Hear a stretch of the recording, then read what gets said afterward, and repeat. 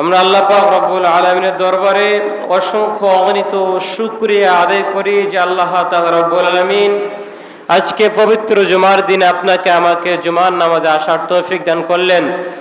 রব্বে কারিমের দরবারে সকলে উচ্চ আওয়াজ দিয়ে শুকরিয়া আদায় করে পড়ি আলহামদুলিল্লাহ। আর একটা আওয়াজ দিয়ে পড়ি আল্লাহু আকবার। জবান খুলে পড়ি ইয়া রাসূলুল্লাহ। প্রিয় উপস্থিতি, আমরা গত জুমায় রাসূল পাক সাল্লাল্লাহু আলাইহি সাল্লামের ইন্তেকাল মোবারক নিয়ে আলোচনা করছিলাম। আল্লাহ পাক রব্বুল আলামিন বলেন, ওয়া ইজ্জতি ওয়া জালালি লাউলাকা লামা খালাকতুল আফলাক। হে রাসূল, আমার ইজ্জত এবং জালালিয়াতের কসম, আপনাকে সৃষ্টি না করলে আমি আল্লাহ কোনো কিছু সৃষ্টি করতাম না। সুবহানাল্লাহ। সে রাসূলুল্লাহ সাল্লাল্লাহু আলাইহি সাল্লাম তিনিও ইন্তেকাল করেছেন, শরীয়ত থেকে তিনিও পর্দা নিয়েছেন। আল্লাহ পাক রব্বুল আলামিনের ডাকে তিনিও সাড়া দিয়েছে। সুবহানাল্লাহ। আল্লাহর হাবিব সাল্লাল্লাহু আলাইহি সাল্লাম বলেন, মৃত্যু হলো মুমিনদের জন্য উপহার স্বরূপ। আল্লাহু আকবার বলেন। মৃত্যু হলো মুমিনদের জন্য কি স্বরূপ? উপহার স্বরূপ। কি স্বরূপ? উপহার স্বরূপ। আমরা যখন কারো বাড়িতে যাই, আমাদের স্পেশাল যারা গেস্ট থাকে তাদেরকে আমরা বিভিন্ন উপহার দেই। ঈদের সময় উপহার দেই না? খুশি করার জন্য দিই। কথা বলেন ঠিক কিনা? আমরা খুশি করার জন্য মানুষকে উপহার দিই। আমাদের সন্তান, স্ত্রী, পুত্র, পাড়া প্রতিবেশী যারা আছে, আমরা যখন কোনো কিছু তাদেরকে উপহার দেই তখন তারা খুশি হয়। কথা বলেন ঠিক কিনা? তো আল্লাহর হাবিব বলেন, তুফাতুল মুমিনুল মাউত। আল্লাহর হাবিব বলেন, দুনিয়ার মানুষেরা যখন মুমিন ব্যক্তির মৃত্যু এসে যায়, ওই মৃত্যুটা হলো তার জন্য উপহার স্বরূপ। সুবহানাল্লাহ। আল্লাহ পাক রব্বুল আমিন যেন আমাদের সবাইকে মৃত্যুর প্রস্তুতি নেবার মতো তৌফিক দান করে। সকলে বলেন আমিন। প্রিয় ভাইরা আমার, আল্লাহ তাআলা রব্বুল আমিন পবিত্র কোরআনুল কারীমের মধ্যে বলেন, আল্লাযী খালাকাল মাউতা ওয়াল হায়াতা লিয়াবলুয়াকুম আইয়ুকুম আহসানু আমালা ওয়া হুয়াল আজিজুল গফুর। এ দুনিয়ার মানুষেরা, আমি আল্লাহ তাআলা রব্বুল আমিন তোমাদের মৌত এবং হায়াত সৃষ্টি করলাম। আল্লাযী খালাকাল মাউতা, আমি আল্লাহ সৃষ্টি করলাম তোমাদের মৌত, ওয়াল হায়াতা লিয়াবলুয়াকুম আইয়ুকুম আহসানু আমালা, আমি আল্লাহ পাক রব্বুল আমিন তোমাদের মৃত্যু এবং তোমাদের হায়াত সৃষ্টি করলাম। আমি আল্লাহ তারপরে তোমাদেরকে দুনিয়ার মধ্যে পাঠাইলাম বান্দারা কেন জানোনি? তোমরা কে বেশি বেশি করে আমি আল্লাহর ইবাদত বন্দেগী করতে পারো। একবার জবান খুলে বলেন না আল্লাহু আকবার। আল্লাহ বললেন, বান্দারা, আমি আল্লাহ তাআলা রব্বুল আমিনের মূল উদ্দেশ্য হলো ওয়ামা খালাকতুল জিন্না ওয়াল ইনসা ইল্লা লিয়াবুদুন। দুনিয়ার মানুষেরা, আমি আল্লাহ তাআলা রব্বুল আমিন তোমাদেরকে সৃষ্টি করার পূর্বে আমি আল্লাহ জিন জাতিকে সৃষ্টি করেছিলাম। এরপর আমি আল্লাহ পাক রব্বুল আমিন মানব জাতিকে সৃষ্টি করলাম। একমাত্র মানব জাতি এবং জিন জাতি আমি আল্লাহ পাক রব্বুল আলামিনের ইবাদত করবে। জবান খুলে বলেন না সুবহানাল্লাহ। আল্লাহ বানাইল কত জাতি, হইল না তার প্রেম প্রীতি, অবশেষে বানায় মানুষ প্রেমের কারণে। আরে অবশেষে বানায় মানুষ প্রেমের ডোরি বন্দরে মাদি। আল্লাহ বানাইলেন আসমান জমিন, আর বানাইলেন রাত্র আর দিন, অবশেষে বানায় মানুষ প্রেমের কারণ, অবশেষে বানায় মানুষ প্রেমের ডোরি বন্দরে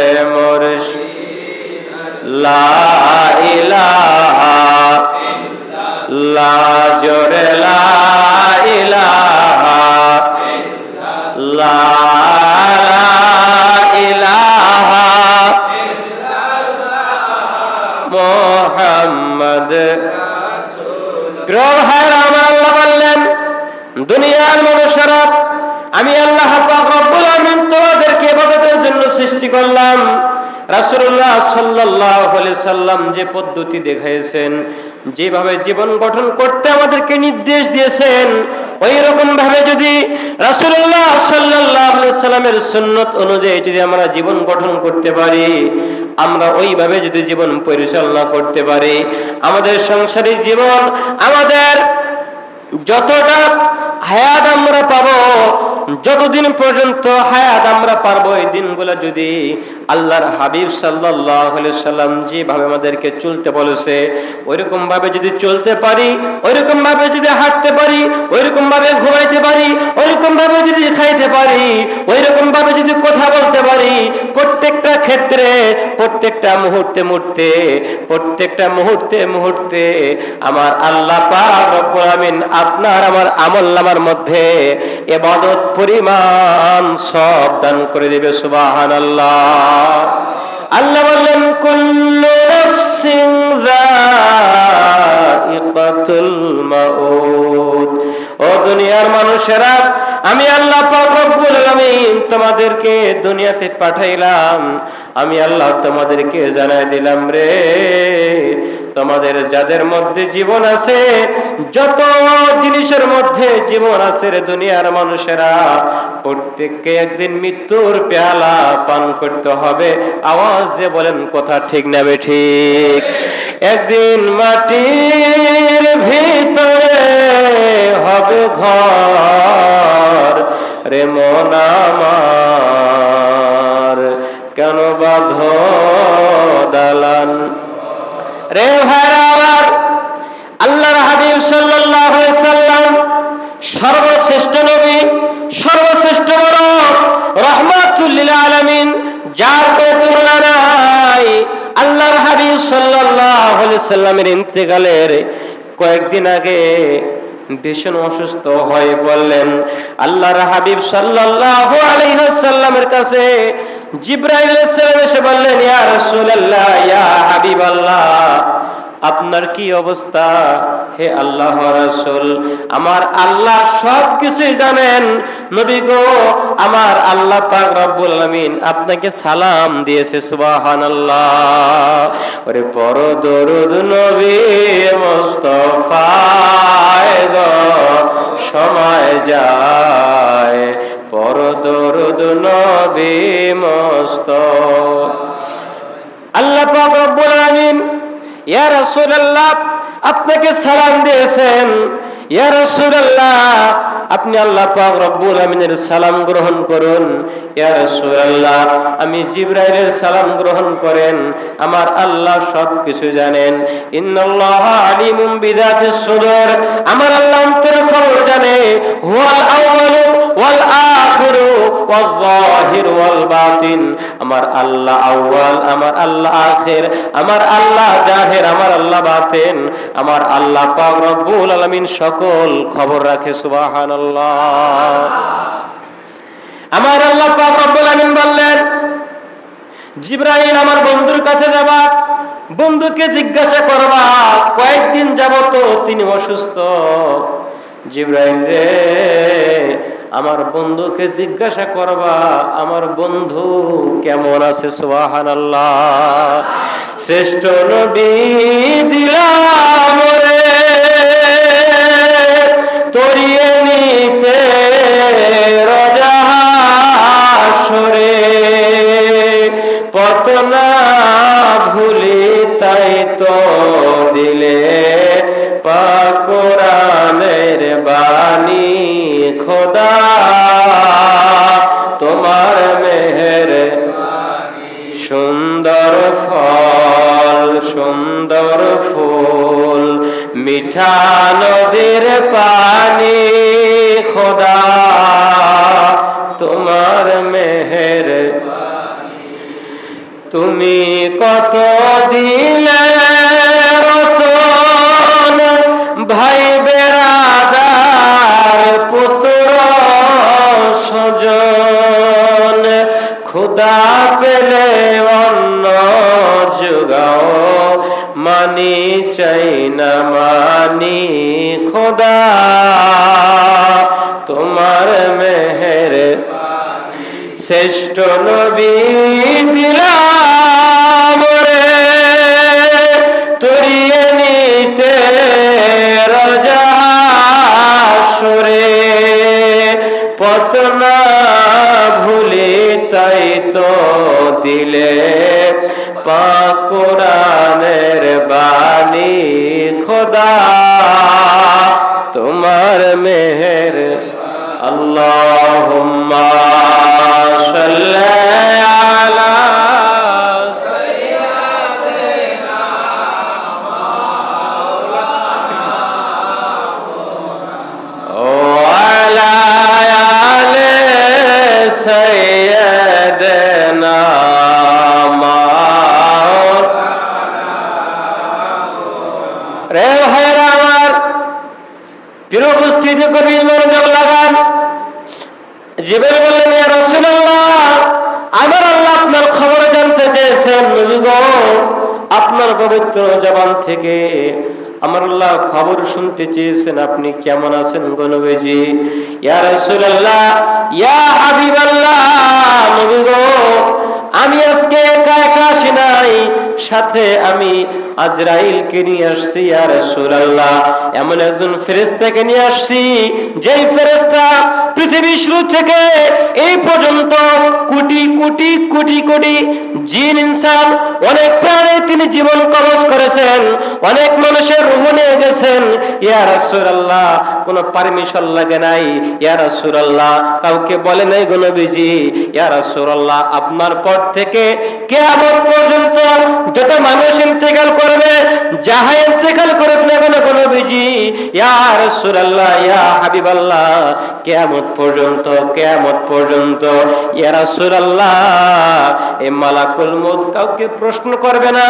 নির্ধারিত সময়ে, নির্ধারিত স্থানে আমার আল্লাহর হুকুমে সে প্রত্যেকটা প্রাণীর জীবন রূহটাকে আমার আল্লাহর হুকুমে নিয়ে যাবে। জবান খুলে বলেন না সুবহানাল্লাহ। ইয়া রাসূলুল্লাহ, এই ফেরেশতার এত পাওয়ার, কাউকে গণে না। প্রাইম মিনিস্টারকে, প্রধানমন্ত্রীকে হিসাব করে না, রাষ্ট্রপতিকে হিসাব করে না, ইয়া রাসূলুল্লাহ, খাদ্যমন্ত্রীকে হিসাব করে না, ইয়া রাসূলুল্লাহ, কাউকে পরোয়া করে না। আপনি তো সবকিছুই জানেন। এই ফেরেশতা মালাকুল মউত আপনার কাছে আসছে গো নবীজি, আপনি যদি হুকুম দেন গো নবীজি, ইয়া রাসূলুল্লাহ, তাহলে আপনার রূহ নিয়ে যাবে। আর যদি আপনি হুকুম না দেন, ওগো মায়ের নবীজি, আপনার রূহ মালাকুল মউত নিতে পারবে না। জবান করে বলেন না আল্লাহু আকবার। এই আমার নবীজির ক্ষমতা আছে না নাই? জোরে বলেন, নবীজির ক্ষমতা দিয়েছেন কে? নবীজির সম্মান দিয়েছেন কে? যে নবীকে আমার আল্লাহ সালাম পাঠায়, আমার আল্লাহ পাক আজরাইলকে বলে, আজরাইল নবীজির কাছে যাবি, নবী যদি ইন্তেকাল করতে চায়, নবীজির রূহ তুই নিয়ে আসবি। আর যদি নবীজি বলে যে না না না, আমি দুনিয়ায় থাকবো, আজরাইল রে খবরদার, খবরদার, আমার নবীজির সাথে বেয়াদবি করবি না। যদি আমার নবীজি তোর ব্যবহারে, আমার নবীজি কারো ব্যবহারে সামান্য পরিমাণ যদি কষ্ট পায় রে, আমি আল্লাহ পাক রব্বুল আমিন আমার নবীকে যারা কষ্ট দিবে ওদেরকে আমি আল্লাহ বরবাদ করে দিয়ে দেব। সুবহানাল্লাহ।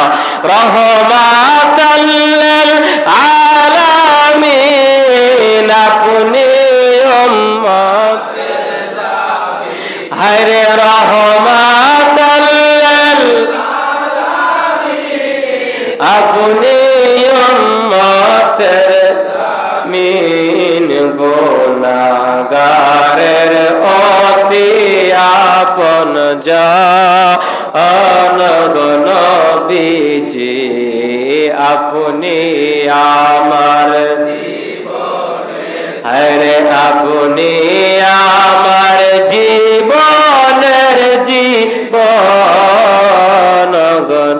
নবীজি, আপনি আমার জীবনের।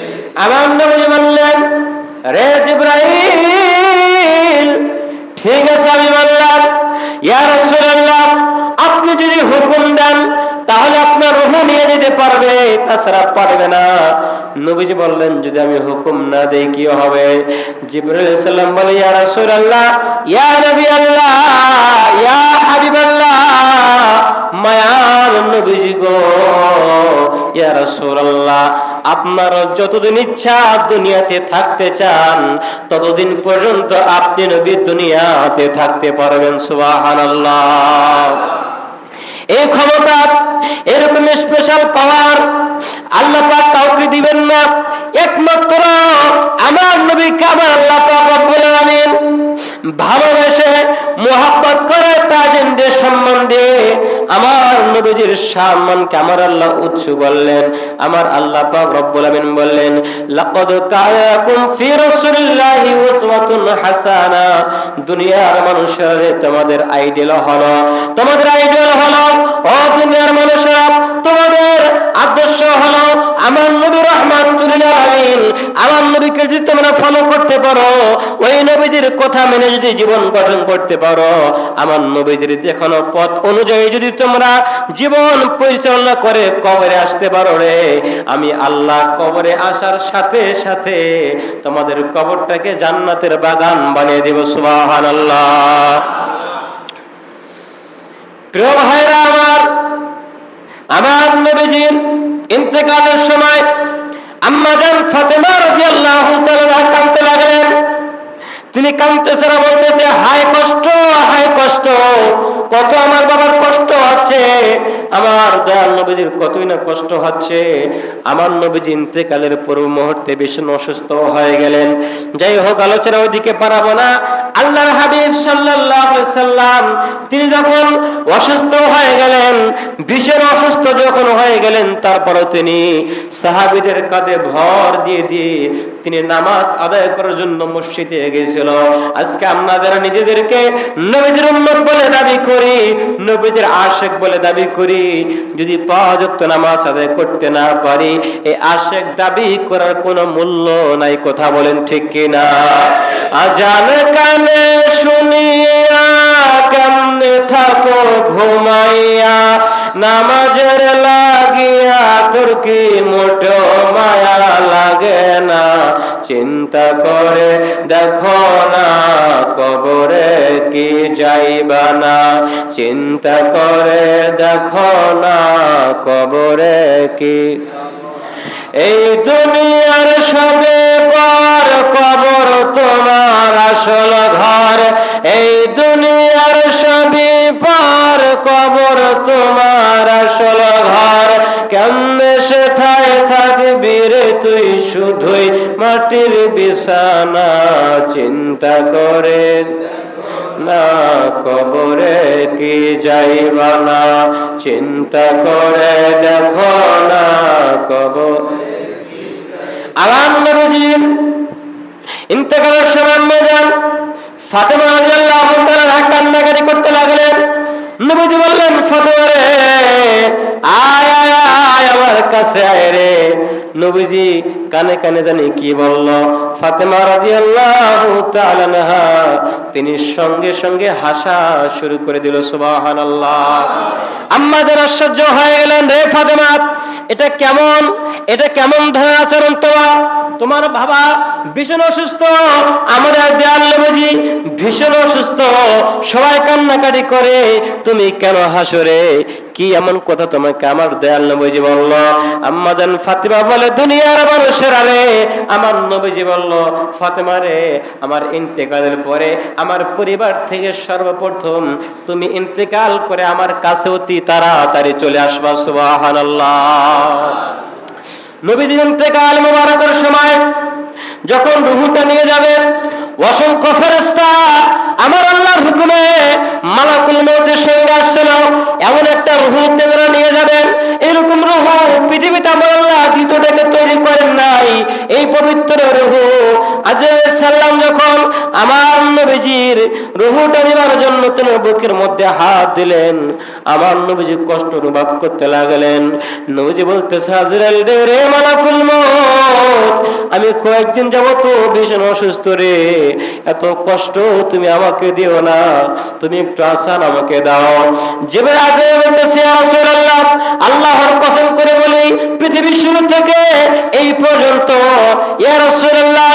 এত কম কষ্ট আমি কাউকে দেই নাই ইয়া রাসূলুল্লাহ, সামান্য পরিমাণ আমার হাতটা শুধু আপনার বুকের উপরে রাখছি ইয়া রাসূলুল্লাহ, এর থেকে তো কম আমি করতে পারতেছি না। আমার নবীজি বলে, মালাকুল মউত রে, আমার মনে হয় উহুদ পাহাড়টা আমার বুকের মধ্যে পড়েছে। জবান করে বলেন না আল্লাহু আকবার।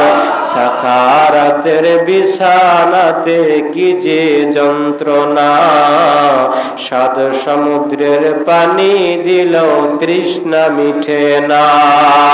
কাউসারের পানি দিবে, কাউসারের